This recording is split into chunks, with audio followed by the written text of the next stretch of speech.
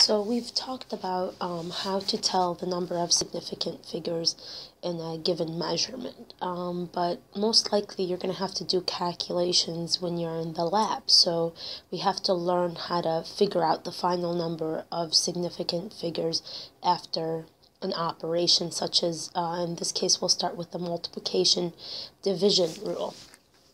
And the multiplication division rule says that we look at the number of significant figures in our individual values, and our final answer is rounded to the least number of significant figures. So let's do an example to apply that. In example A, in the first number here we have 3 sig figs. In the second number we have 2 sig figs. In this number we have 4 sig figs. And in this last number we have 2 sig figs. So when we go ahead and plug this into our calculator, we end up with a number like so. But we do not report that number because we're indicating that our measurement is that accurate. But remember, you're only as good as your weakest link. So you cannot be any more specific than your least specific measurement, which happens to be 2 significant figures here in this case. So this means we have to round to 2 sig figs over here. And so we look at the number right next to it. Since it's bigger than 4, our number here goes up to 0.68. And that is how we report our final answer. Let us do another example. In B here, the first number has 4 sig figs. The second number or measurement has 3 sig figs.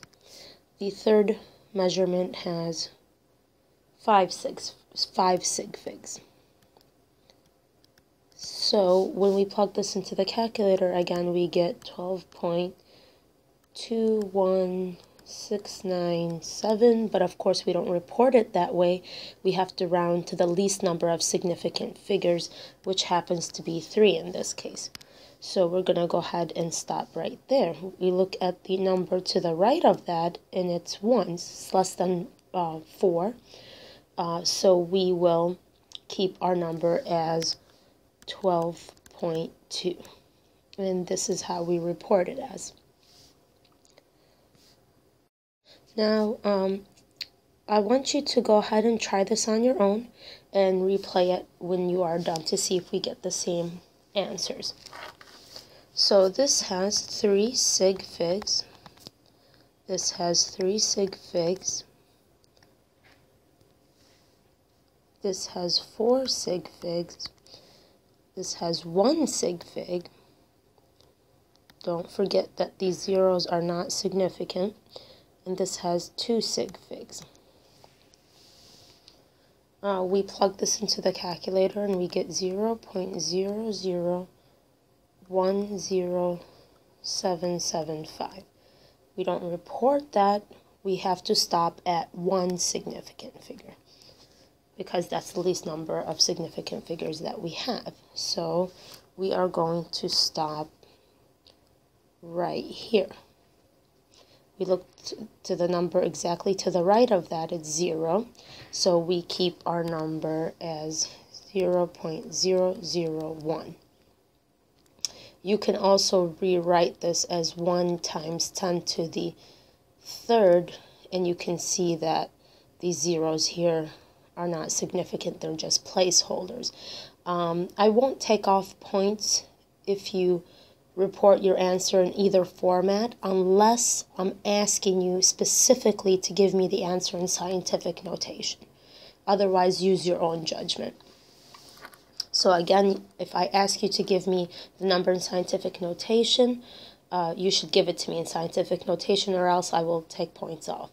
Otherwise, use your own discretion. For B, we have 3 sig figs for this first number. For our second measurement, we have 6 sig figs. For our third measurement, we have 3 sig figs. And we plug this into our calculator, we get 0.203822.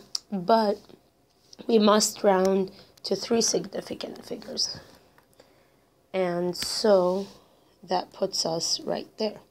We look to the number directly to the right, and since it's over 4, bigger than 4, we round up.